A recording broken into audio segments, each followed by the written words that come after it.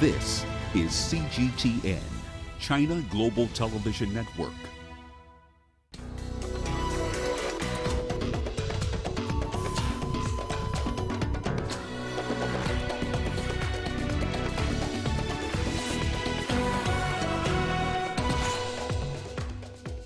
Chinese President Xi Jinping presents medals to medical experts leading the country's battle against the coronavirus.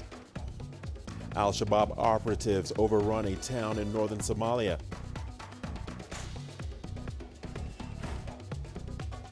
And on World Literacy Day, we look at the historic disruption to learning rights across Africa due to COVID-19. Hello and welcome to Africa Live. As always, great to have you with us. I'm Richard Nta, live from Nairobi. And for those of you joining us from across the continent and around the globe, we thank you for joining us. Let's take a look at other stories making headlines this hour. The Zimbabwean government says only white farmers who lost land protected under bilateral international agreements can apply to get it back. And in sports, Kenya Rugby Union appoints Innocent Simiyu as Sevens head coach on a 2-year contract. Once again, welcome to Africa Live. I'm Richard Nta. So good to have you with us. Let's begin in Beijing, where a grand ceremony has been held this morning commending the outstanding individuals and organizations in the fight against COVID-19. President Xi Jinping presented the awards and delivered a speech. CGTN's Nicole Ng has more.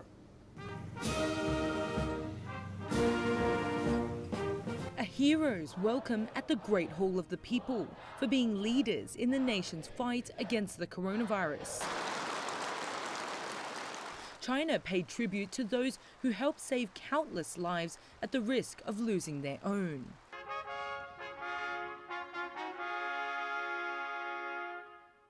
The country's top infectious diseases expert, Dr. Zhongnan Shan, was rewarded the Medal of the Republic, the highest national honor. The 84-year-old has played a leading role in the country's efforts to contain the virus and was the first to confirm human-to-human transmission in China back in January.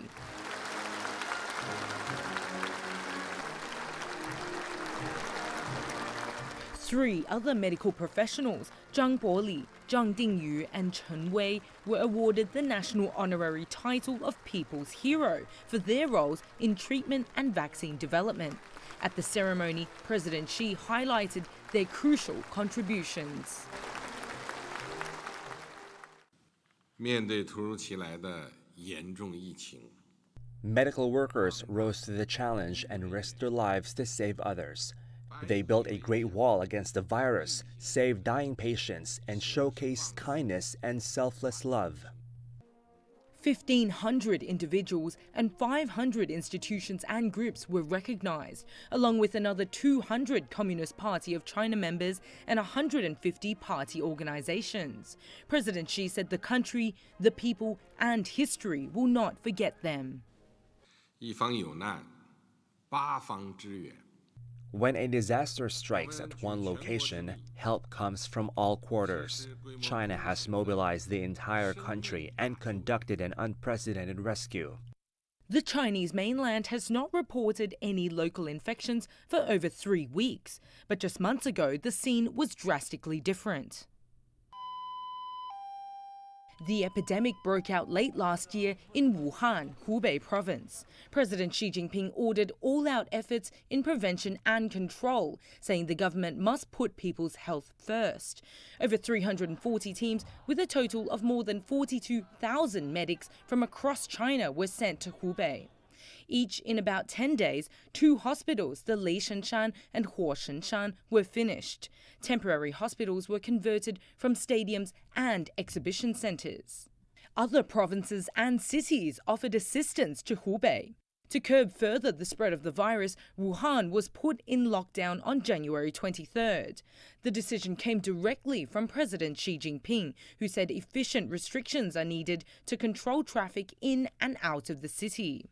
The lockdown was lifted on April 8th, and less than 3 weeks later, all Wuhan hospitals were cleared of COVID-19 patients. President Xi said the progress depended on putting people's well-being first in making policies.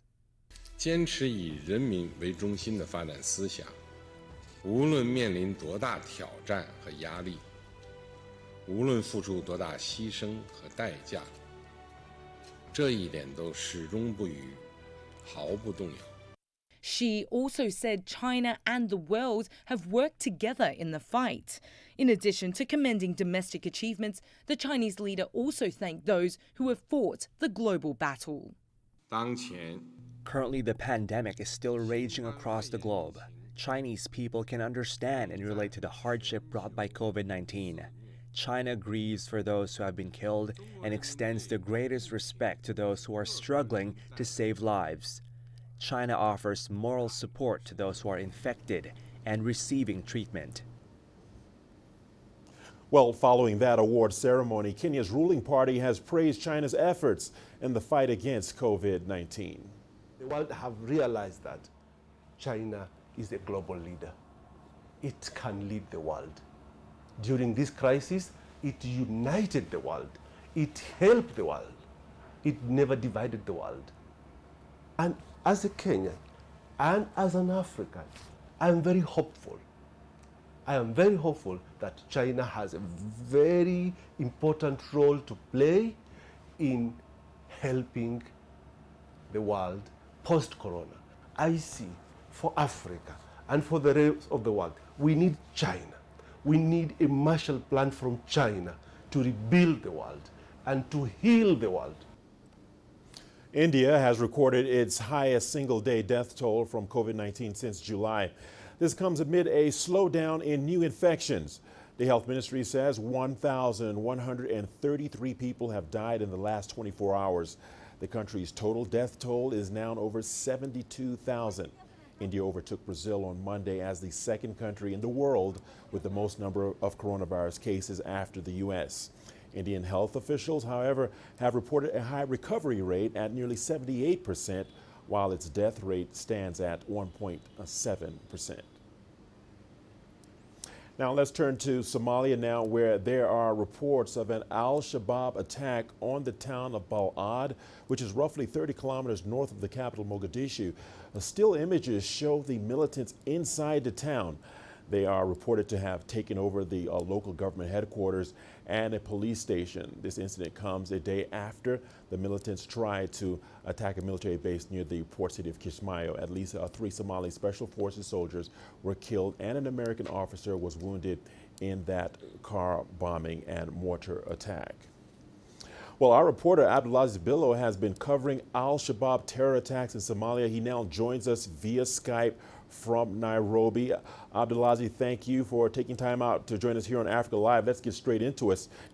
Tell us more about this town and why it was an easy target for the terror group. Abdulaziz?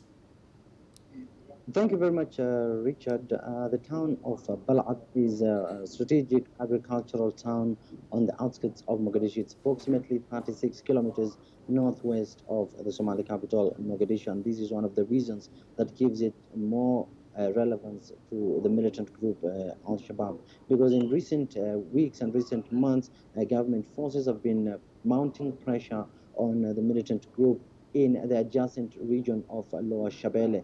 Now, it is believed that the fighters are moving from the Lower Shabelle region and moving towards the Middle Shabelle region, especially in areas like Johar and Balad, where regional forces are struggling to contain that new wave of insurgents coming from the Lower Shabelle, running away from AMISOM and Somali forces, as well as U.S. partner forces who consistently carry out drone strikes in the Lower Shabelle region. So Balad town itself, it's not the first time that it has come under attack. It's been attacked time and again, and the attack earlier in the morning itself sheds more light on the increasing security challenge in that region, because government forces tend to have put more muscles in the Lower Shabelle region, and that's why Al-Shabaab is finding it easier to attack Balad, and the fact that it's close proximity to Mogadishu is trying to send a message that it can strike not just Mogadishu, it can also strike and take control of towns and villages surrounding Mogadishu. So analysts are of the view that this is one way of the Al-Shabaab saying that it can be able to place Mogadishu under lockdown, and it can carry out such a deadly attack and seize control in areas that were liberated close to 8-10 years ago by African forces and Somali troops. Well, Abdulaziz, thank you for those important points that you've made. That brings me to my next question. What is the fate of the residents who now find themselves under the Al-Shabaab control? What kind of danger are they in, actually? Well, that's an important question, Richard, and it's one of the things that civilians in Somalia time and again are forced to bear. Because after an area is liberated, regional administration creates a local administration there, and civilians are mostly those in charge of these places, as well as many people who fled violence. After the government takes control of Bal'at or any other town in Somalia, locals tend to return to this area. And since there is no private sector that is offering job opportunities, many people tend to rely on the government. So the fact that they rely on the government, Al-Shabaab comes and takes over the control of these towns. The first thing they do is they kill anyone who has worked or cooperated with security forces or the Somali government in one way or another. So this is a big nightmare for the local civilians in Somalia. Once an area is liberated and Al-Shabaab carries out an attack, it is civilians who first bear the brunt of this conflict. And we have been told that more than 14 insurgents were killed in this attack. A government soldier was wounded and 7 civilians were also injured. So this tends to show the impact that this attack had. But if the group maintained the control of Bal'ad, then we'll be talking of a much bigger casualties. But the government is saying that they have repelled the attack and they have taken control of the town of Bal'ad for now. All right, Abdulaziz Billo, as always, great reporting. Thank you for keeping a close eye on that story. That's our very own CGTN Abdulaziz Billo speaking to us live via Skype from Nairobi. Moving on, the Kenyan government has frozen the bank accounts and properties that belong to 9 people accused of being financiers to Al-Shabaab. The suspects include Halima Aden Ali and Walid Ahmed Zain. The two are also linked to a financial network that supports Islamic State and were sanctioned by the United States in 2018 and 2019. Islamic State is responsible for tens of thousands of deaths globally. Kenya's Interior Ministry published the names of the suspects alongside their identification and passport numbers. All right, joining me in studio for more on this is CGTN's reporter, Robert Nagila. Robert, thank you for taking time out of your busy schedule and joining us here on Africa Live. Let me begin by asking Robert, what do we know about these 9 people suspected of financing the Al-Shabaab terror group? Well, Richard, what we know at this particular moment is the information put out by the government. 9 individuals have been sanctioned by authorities here in Kenya for supporting Al-Shabaab operations. And as you just mentioned, 2 of those individuals belong to a network of financiers that used to support the Islamic State and have been sanctioned by the United States as well. But just coming back to these 9 individuals, there are some reports that some of them have business interests in northern Kenya. There's very scant information released by the government, but the hope now is that the government will be able to choke the financial muscle that Al-Shabaab has been receiving in terms of financial support, safe houses, and facilitating some of the devastating attacks we've seen here in Kenya over the last decade or so. All right, Robert, if I may say so, this sounds all too familiar. The Kenyan government has taken such actions against the Kenyan organizations, cash transfer businesses, and individuals in the past. From your perspective, what impact has this had?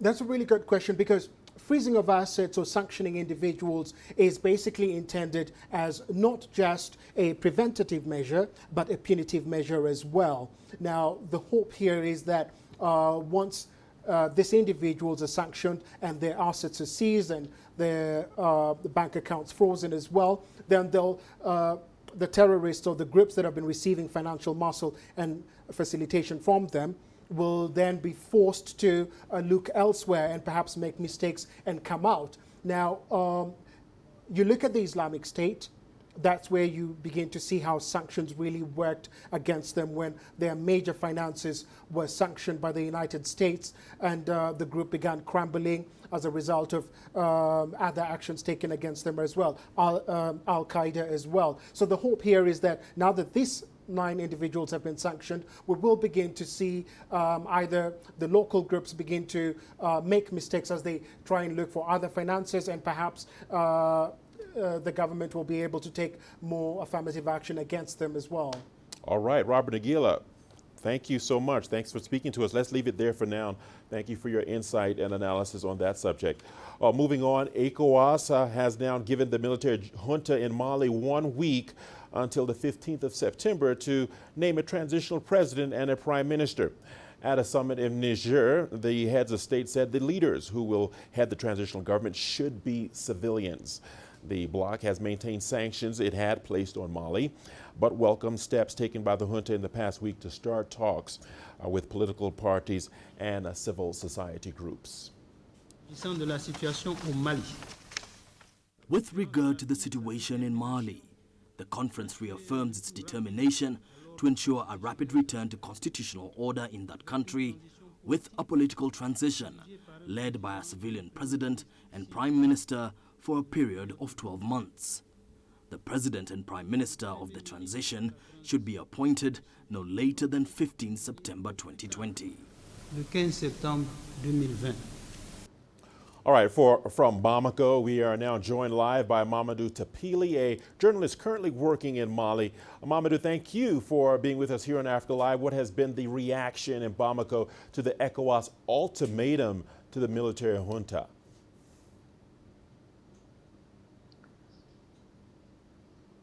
Yes, this ultimatum ordered yesterday by the ECOWAS heads of state to the military junta, to the junta here in Mali.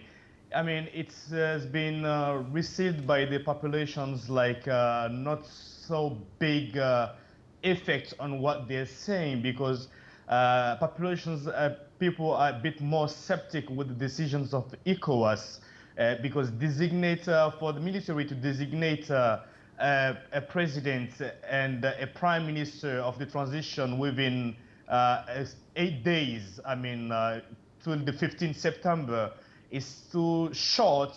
But somehow we can also understand that it's not the short time of this period, because the junta has organized a gathering from the 5th, and it will be going on, like a national consultation will be going on the 10, 11, and the 12, where they will deliberate a decision to respond to ECOWAS. And that will within fit inside this week time that ECOWAS ordered to the military to designate someone. So it will end, the consultation, national consultation will normally end 2 days before the deadline of ECOWAS members. So I think it could fit in that period of time, so the military can designate someone, or at least give a response to the ECOWAS members.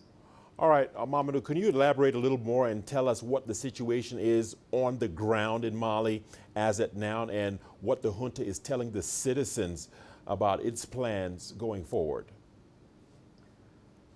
On the ground in Mali, people are still kind of worried about the sanctions of ECOWAS, where ECOWAS is pressuring up the military to come to the resolution that they have given, and then military are trying to get the support for the people of what they are doing.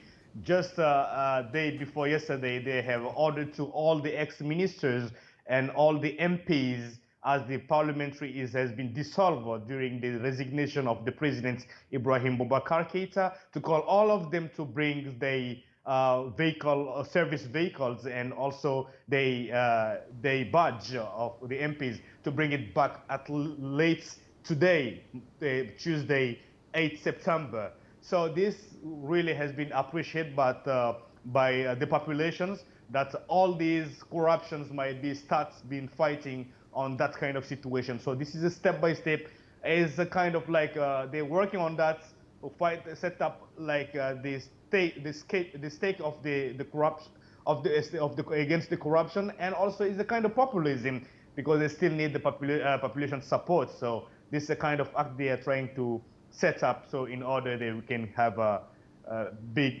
can have this support from the populations. All right, Mamadou Tapili, thank you for bringing all of that there to light. We appreciate your insights. You are watching Africa Live on CGTN. We've got a lot more stories coming your way. Don't go away. In Africa, 1 in nearly 4,000 people are born with albinism. Dangerous myths and misconceptions surrounding the condition means many people with albinism are in constant danger, especially women and children. My name is Regina Mary Ndlovu. I have felt the hurt of violence throughout my life. You see me, you see the fun, you see the greatness, but you don't know the pain I feel every day. I have decided enough is enough and started my own online talk show, My Voice, Albinism, The New Era. We need the world to hear our voices and save lives. The sexual violence is in relation to the myths, as far as I know. Do you know how huge of a life-threatening is that? If I can cure HIV, what are you saying? I can save the world, but I need to be dead first.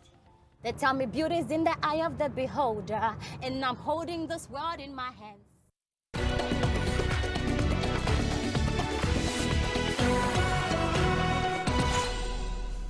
Welcome back to Africa Live. Thanks for staying with us.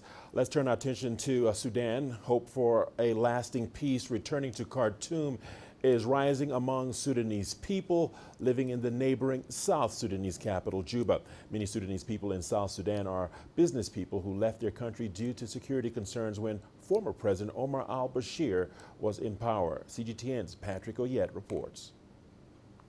Ali Adam is a Sudanese businessman who has lived in Juba for the past 11 years. He says he is happy that peace is now returning to Sudan. We want Sudan to develop. Without peace, without unity, without forgiving each other, we cannot achieve any development in our country, Sudan. We are now happy that peace is coming. All will be fine. The peace deal signed in Juba is expected to end 17 years of conflict that displaced hundreds of thousands of people from Sudan. Many Sudanese living in South Sudan are hopeful that the recently signed deal will allow them to go back to their homeland. Mediators say they are hopeful that total peace will return to Khartoum. Those who have not signed the peace agreement are also for peace. They have a different idea on how the security arrangements should be, but they have been with us throughout the negotiations. They never left Juba. I believe that all groups are for peace. I believe those who are not yet part of the agreement will join soon. The Sudanese peace agreement dictates that opposition armed groups be integrated into Sudan's armed forces. It also addresses the issue of power sharing to deal with grievances of those who felt that they were politically marginalized. The displaced can also return home. The Sudanese government under former President Omar Hassan al-Bashir was at war with various rebel groups. Many of them say they were fighting for infrastructural development in their regions and political representation. The current peace deal still does not mean the war has ended. Two rebel groups are still rejecting it. They are demanding the creation of a secular state in Sudan rather than an Islamic state. They are also rejecting the integration of their troops into Sudan's armed forces for at least 20 years. Sudan's government says it is engaging the groups in negotiations in Ethiopia. We're ready to have discussions with groups who did not sign the peace deal. We want to address concerns of all groups in Sudan. We want the problems of the Nuba Mountains and Darfur to be resolved so that there is total peace in Sudan. Some Sudanese refugees had been sentenced to death in absentia during the time of former President Omar al-Bashir, but are now free to return to Sudan. Ali Adam says now he has established himself in Juba. He might not return to Khartoum permanently, but he says he is happy he can now go and see his family and return without being concerned about his security. Patrick Oyet, CGTN, Juba, South Sudan.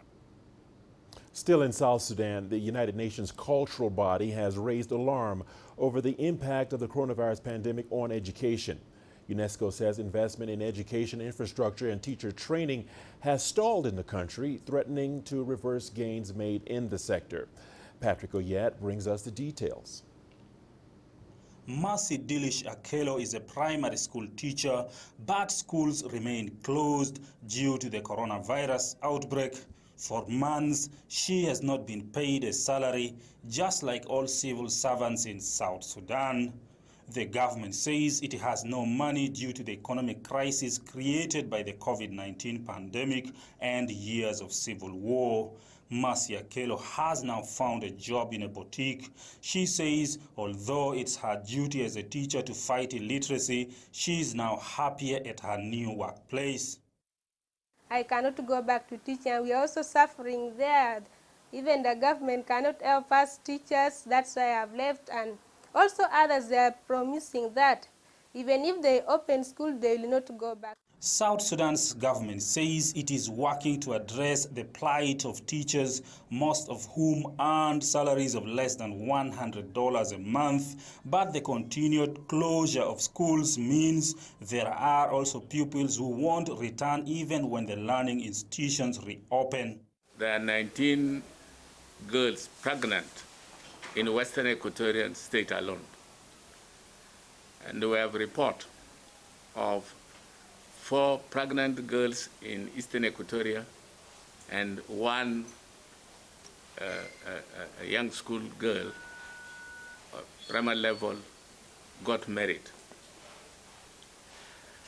This is just a terrible situation. Years of civil war and the resulting displacement have denied many here the opportunity to go to school. South Sudan has one of the lowest literacy rates in the world. Only 34% of adults in the country can read and write, according to the United Nations Educational, Scientific and Cultural Organization. For now, there is no date that has been set for the reopening of schools. UNESCO is urging all those involved in the field of education in South Sudan to invest more to get good results. We need opportunities of investing on online learning and offline learning, so that things like this, when there are issues like COVID-19, the children of South Sudan are not left behind. The UN says that even before the pandemic, over 70% of children in South Sudan were out of school. Some of those children are living in pastoral communities, moving with their livestock from one place to another, and are not able to attend regular classes. Now, with teachers like Mercy leaving the profession, the fight against illiteracy in the country has become even harder. Patrick Hoyet, CGTN, Juba, South Sudan. A temporary COVID-19 treatment facility has been opened at Uganda's National Stadium amid a surge in cases. The health ministry says hospitals are full and need more space. There have been over 3,700 infections recorded in the country, and over half of them were reported in the last 1 month. Isabel Nakiria reports. At the Nambole National Stadium, Uganda has lined up 1,500 beds for new COVID-19 cases. After hospitals ran out of space, people who tested positive were asked to get home care.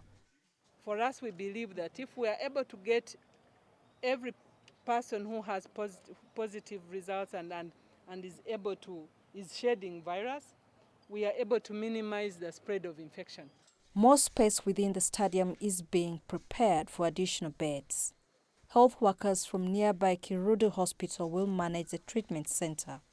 The Ministry of Health says this sports facility will eventually be able to manage about 20,000 mild cases of COVID-19. The government wants the referral hospital left for the complicated cases. The World Health Organization credited Uganda's past experience in managing Ebola with initially keeping cases low. But the country has seen its total number of infections double in the past month. The health ministry insists the situation is under control. We anticipated this phase, and it's been part of our preparations.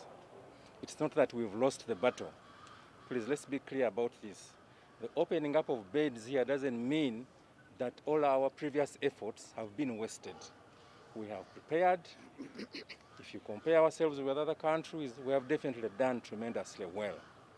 Uganda has so far tested around 400,000 people for COVID-19. Now, though, the Ministry of Health is running out of testing kits and is asking people who want a test to pay a $65 fee, something which has been contested by the public. it is only people who want to test voluntarily.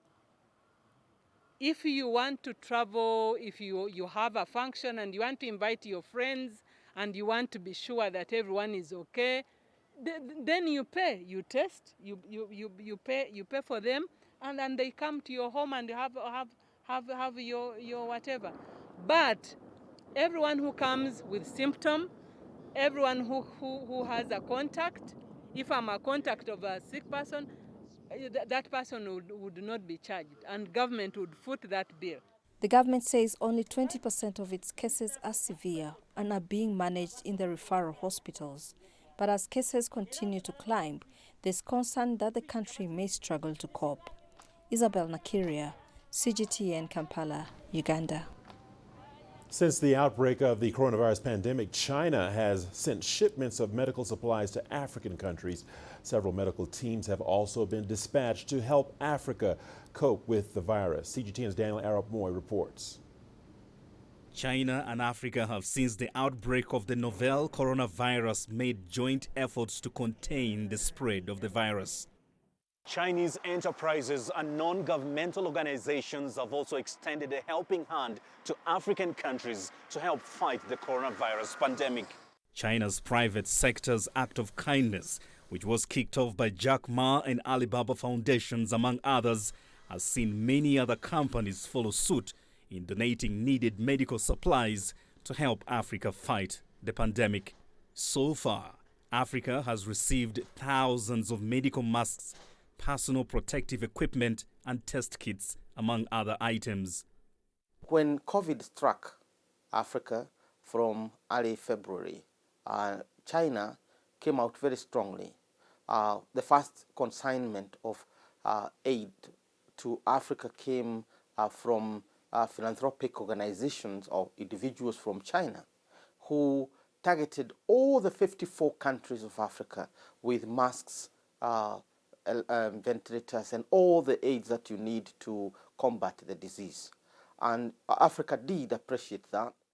With the virus largely under control in China, Beijing has continued to share experience with Africa, where many countries are still struggling with a complex surge of infection. So all the 54 countries received assistance from China. They've continued to receive support from China in terms of sharing knowledge and information about this, how to deal with it. Through the constraints means that we have, Zoom and online sharing between the Chinese and African experts across the continent. Chinese President Xi Jinping has pledged that African countries will be among the first to benefit from the first effective vaccine developed by Chinese scientists to combat COVID-19. With COVID-19 pandemic decimating production and slowing jobs and the fight against poverty, cooperation between China and Africa has become ever more critical in the revival of Africa's economies. Analysts say China's gesture of solidarity to Africa shown in the midst of the COVID-19 pandemic will go a long way to further strengthen the existing cooperation between China and Africa. Daniel Arap Moy, CGTN, Nairobi, Kenya. The Mali hospital located in Bamako is the first general hospital built by China for Africa under the framework of the China-Africa Cooperation Forum. The facility was officially opened nearly a decade ago. During the COVID-19 epidemic, the medical staff at the hospital and a Chinese medical team based there are among the anti-epidemic forces in the country. In a recent interview, Ousmane Diko, the general director of the Mali hospital, spoke highly of China's prevention and control measures. La coopération et la collaboration entre les équipes. At the level of the hospital in Mali, which houses the only Chinese medical mission here, we've also benefited from their expertise in terms of information and training, but also in terms of equipment for the prevention and treatment of the sick. It must be said that the cooperation and collaboration between the Malian and Chinese teams has been flawless. Our Chinese colleagues were present everywhere to help us and to train, but also to provide material and input to really help us in dealing with this epidemic. Meanwhile, the Zimbabwean Minister of Information, Monica Matsvangwa, has commended China for helping Zimbabwe fight COVID-19. She says the country has received great support from China and hopes that bilateral relations will be strengthened. We are very grateful to the People's Republic of China. They actually did send their doctors to Zimbabwe for us to learn from them how they had managed containing that disease in China. We have also seen a lot of support in terms of what we require to contain the disease. And here I'm talking about PPEs. I'm talking about all kinds of help. And we've seen the People's Republic of China through the embassy here donating almost on a weekly basis. I mean, these are friends really in need. And we are forever grateful as a country. Don't go away. We've got your business news coming up next. Here's a look at what's ahead. The Zimbabwean government says only white farmers who lost land protected under bilateral international agreements can apply to get it back. And Ethiopia to sell a 5% stake in its state-run telecom firm to its citizens to break up the monopoly. Africa is the nexus of enterprise, and global business will tell you why it matters. From the mega investment projects to multi-billion-dollar mergers and acquisitions. Africa today collects, just in terms of revenues from taxes alone, $545 billion a year. If you take 10% of that and you devote it to the energy sector, problem solved. All this on Global Business, weekdays at this time on CGTN.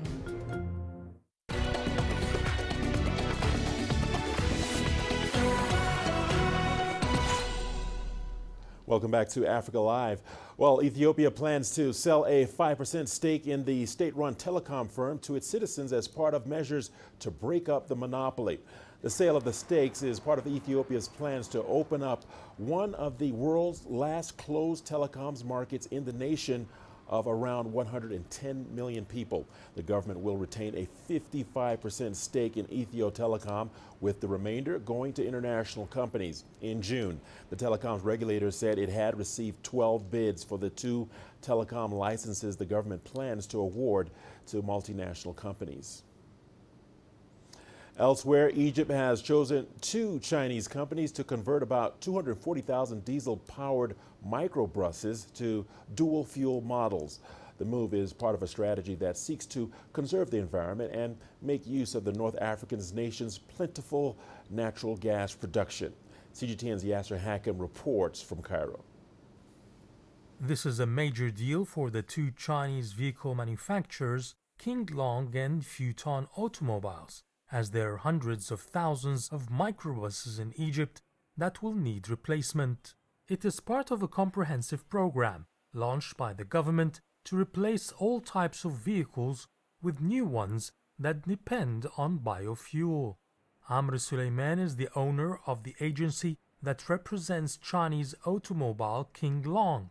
He's been successfully working with Chinese companies for over 17 years. He has a vehicle assembly plant in Cairo that produces the Chinese microbuses locally. We have been working with the Chinese companies for years in manufacturing and assembling vehicles that have become competitive in the market. This long-term success and apparent quality work has prompted the government to choose our brand for this ambitious project. Replacing the vehicles could be costly. That's why the government has approved financial facilities. It is offering loans without any down payment or interest rates. Car owners will be able to save more than 50% given the low cost of natural gas relative to petrol and diesel. The new microbuses are much better. Natural gas will save us a lot of expenses. Gas is 50% cheaper than fuel. It makes the car more smooth on the road, and at the end of the day, you own a brand new vehicle. In the first phase of this project, only taxis were allowed to install gas cylinders in their cars. But phase 2 is about natural gas in brand new vehicles as well. Mr. Suleiman says he will soon start work with King Long technicians in his factory.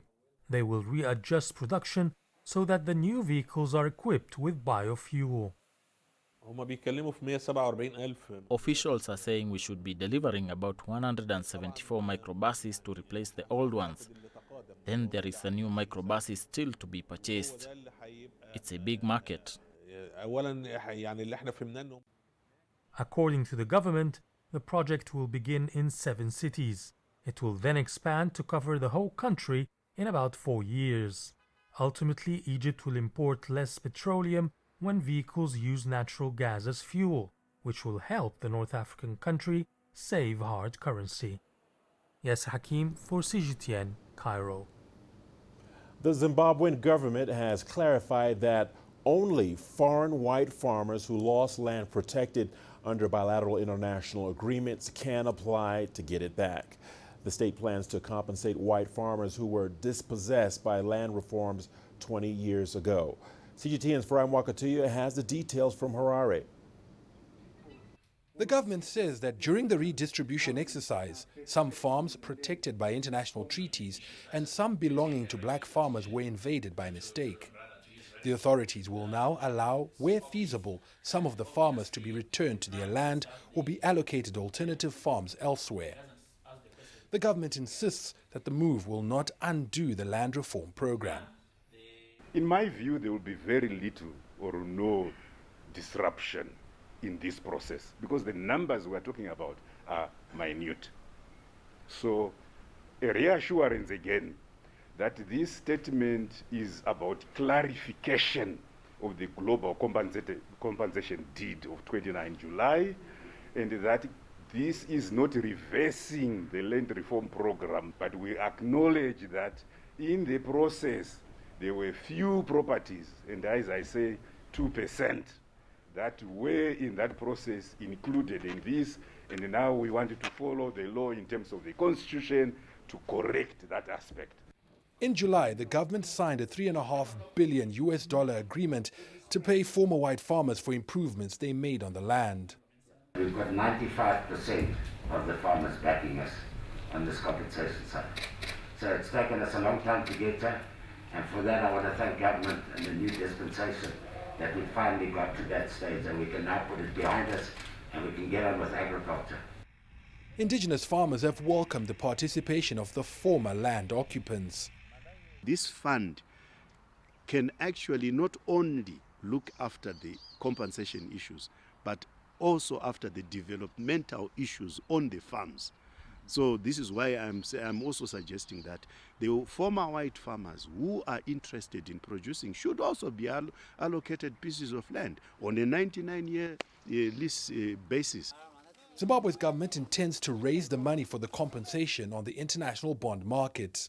It plans to pay the compensation, which will bring closure to the contentious land issue, as well as help restore international support over the next 5 years.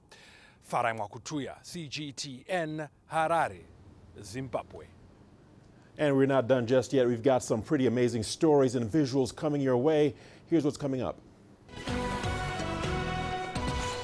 Today's episode of our Digital Safari series coming up. Don't go far.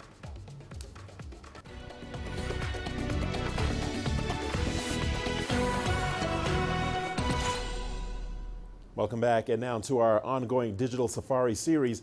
The grasslands in Kenya's Masai Mara National Reserve have been rejuvenated by light drizzle and offered a buffet for the buffalo and cattle egrets.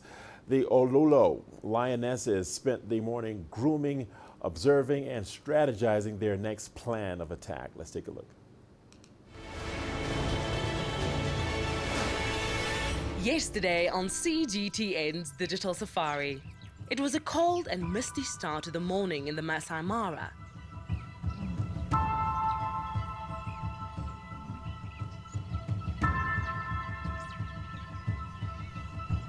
The vast expanse of the grasslands had been rejuvenated by the light drizzle of raindrops and offered a buffet for the buffalo and cattle egrets.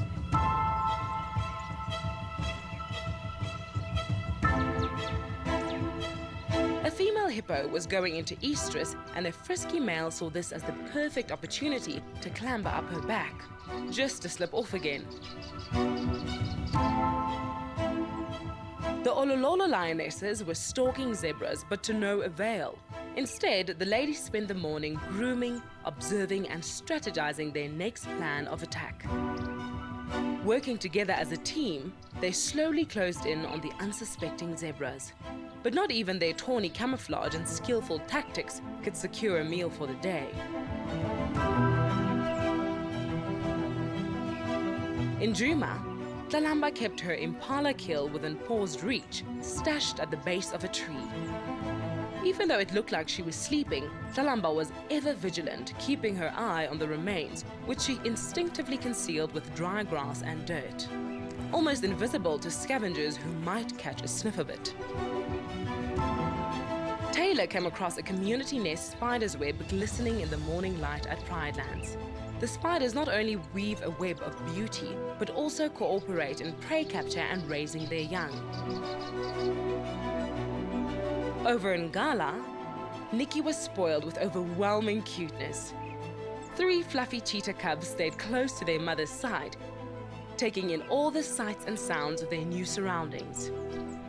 At this young age, their soft, furry mantles offer the perfect camouflage to deter hungry predators.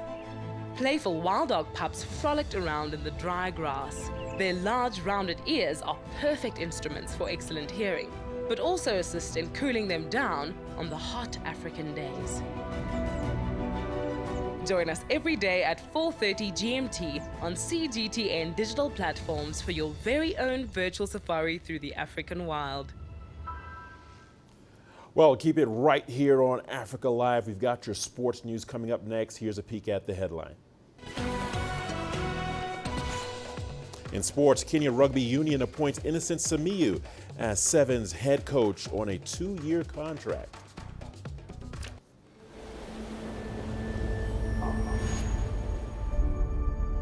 How would you create your legend? On the fields, on the tracks, in the arenas of Africa. Were you born to be a player? Could this moment be yours?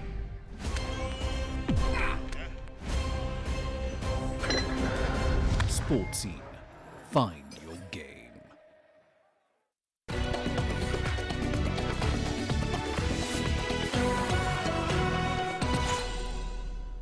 Welcome into Sport on Africa Live. We start in East Africa, where the Kenya Rugby Union has selected Innocent Simiyu as the Sevens head coach on a 2-year contract.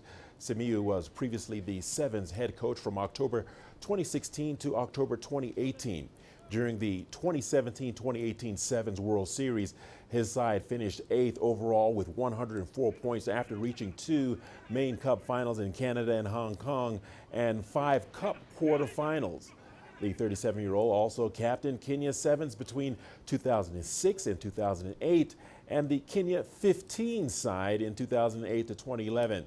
In the World Rugby 7 Series, Simiyu played 121 matches, scoring 321 points.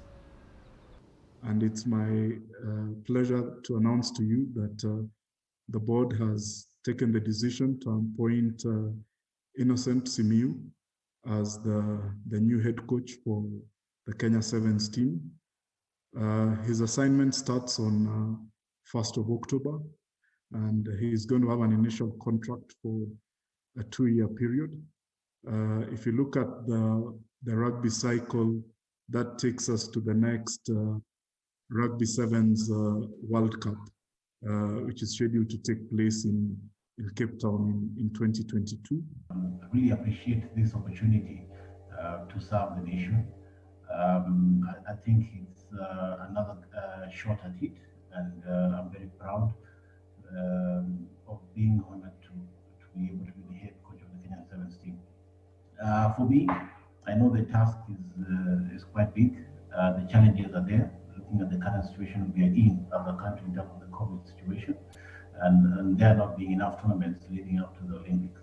But for me, I'm very grateful for being given this opportunity, and I will endeavor to do my best and also to ensure that the players give their best for the nation, and we can hopefully have some good results after some good performance.